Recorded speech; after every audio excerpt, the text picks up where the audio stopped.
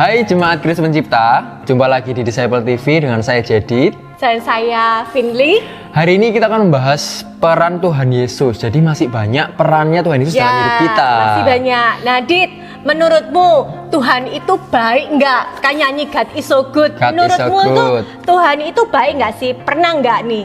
Kalau misalnya kamu kepingin sesuatu tapi nggak dikasih sesuai harapan, atau kamu nggak dikasih, nah gimana Dit?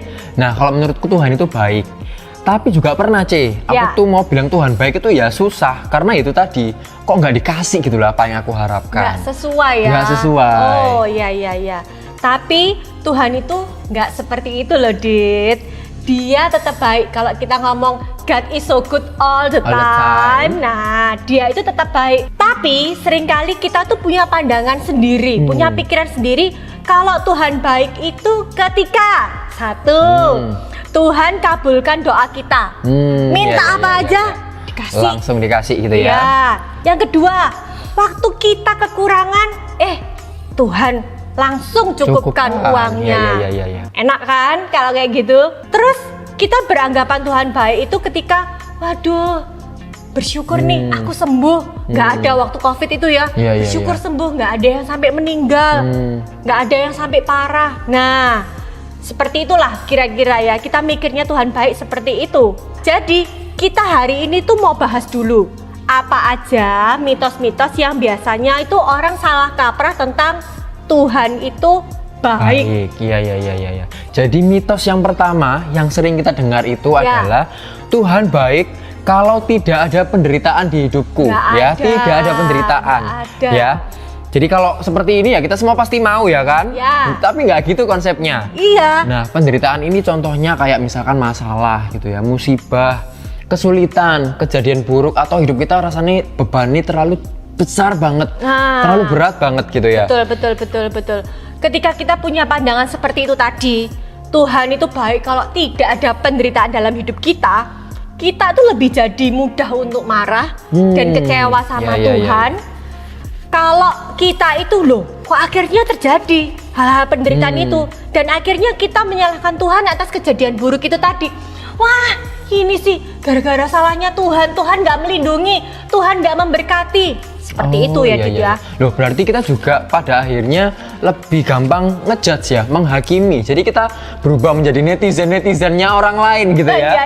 Gitu ya. Jadi orang yang menderita itu pasti karena dia berdosa, pasti karena lagi dihukum Tuhan. Oh berarti mereka lagi buat kesalahan. Jadi kita lebih gampang untuk menghakimi gitu ya. Betul. Apalagi kalau orang itu lebih buruk daripada kita, misalnya, wah orang ini banyak dosanya, kurang perpuluhan, kurang ke gereja, kurang berdoa.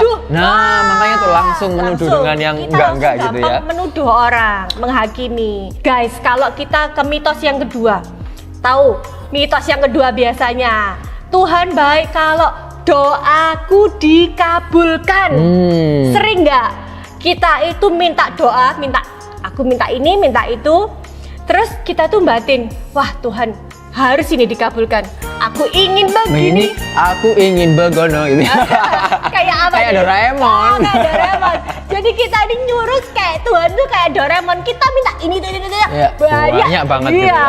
Doanya biar ketemu jodoh, biar sukses. Bahkan minta Tuhan untuk membalaskan orang yang menyakiti kita biar kapok gitu ya. Sampai hal-hal yang negatif, hal-hal yang negatif pun kita minta ke Tuhan gitu loh. Iya betul. Nah ini sebenarnya nggak salah untuk minta gitu ya. Tapi kalau jadinya memaksa atau menuntut Tuhan, nah itu yang jadi salah. Betul, itu yang jadi salah. Jadi kita itu seperti kayak Tuhan ini jadi seperti suruhannya kita. Jadi karyawannya kita. Iya, kita suruh-suruh dia. Terus, oh ya Tuhan, orang ini harus dibalas. Misalnya punya mantan atau orang yang pernah menyakitkan kita, harus dibalas. Tuhan, tolong ya dibalas orang itu yang sudah menyakiti kita. Padahal Tuhan kan katakan di firman Tuhan, pembalasan adalah hak Tuhan gitu. Tapi kita ngatur-ngatur Tuhan, minta supaya doa kita dikabulkan gitu ya. Jadinya kita akhirnya lebih menggurui ya, lebih sok tahu daripada Tuhan itu sendiri. Kayak kita lebih pintar daripada Tuhan, lebih tahu daripada Tuhan gitu kan. Nah Dit, oke, next kita lanjut ke mitos yang ketiga. Ini sering nih terjadi. Kita sering beranggapan bahwa Tuhan itu baik hanya kepada orang yang baik saja. Oh iya. Berarti ternyata salah ya Cek. Aku juga punya pikiran kayak gitu. Jadi dulu ada kita di satu project bersama. Nah orang ini lebih ke curang. Nah aku udah berdoa, udah sungguh-sungguh mengerjakan sesuai prosedur, tapi orang ini curang. Tapi prestasinya lebih baik dia gitu loh ya. Jadi pada akhirnya aku kayak, waduh mangkel, merasa wah Tuhan itu lebih berpihak pada orang itu. Kayak gitu-gitu sih. Jadi aku pernah merasakan hal itu juga ternyata. Iya. Jadi ini sungguh-sungguh sama Tuhan, radikal sama Tuhan. Amin. Malah orang itu yang nggak sesuai prosedur, yang tanda kutip mungkin cheating gitu ya. Nah, malah itu yang diberkati sama Tuhan. Prestasinya itu ya lebih jos. Jadi merasa itu. Tuhan ini kok nggak bener nih, Tuhan nggak pinter ini. Jadi Tuhan nggak baik ya. Iya, Tuhan nggak baik. Karena harusnya Tuhan tuh baiknya sama Cedit. Orang yang baik juga. Baik juga. Ya. Kok ini yang buruk kok malah diberkati. Kayak gitu ya, Dit ya. Nah, akhirnya kita tuh jadi negatif thinking sama Tuhan. Kok orang ini nggak baik malah diberkati, tadi yang seperti aku katakan. Kamu ngerasa kayak gitu juga ya, Dit ya? Iya, ya itu tadi ceritanya. Jadi jadi kamu jadi malah kecewa. Dan menganggap Tuhan nggak baik gitu kan? Ya, Tuhan itu kok nggak adil. Iya, nggak adil, nggak baik merasa seperti buat aku. Itu. Ya. Tapi kok aku sudah sungguh-sungguh kok tetap aja ngalami masalah. Iya, padahal sudah berdoa, pelayanan, betul, apa-apa dan lain-lain, tapi kok masih orang lain gitu loh yang lebih baik gitu ya. Iya, yang malah diberkati. Padahal betul. Baik dan benar menurut kita belum tentu baik dan benar menurut Tuhan ya, Dit ya. Oh iya. Jadi kita agak sedikit maksa gitu ya, sedikit memaksa Tuhan gitu ya. Nah, guys, hari ini kita sudah tahu nih 3 mitos yang salah tentang Tuhan yang baik. Ya, kita review ulang sedikit. Ya, dari yang pertama tadi. Yang pertama, Tuhan baik kalau tidak ada penderitaan di dalam hidup kita. Tidak ada penderitaan. Yang kedua, Tuhan itu baik kalau doa kita dikabulkan.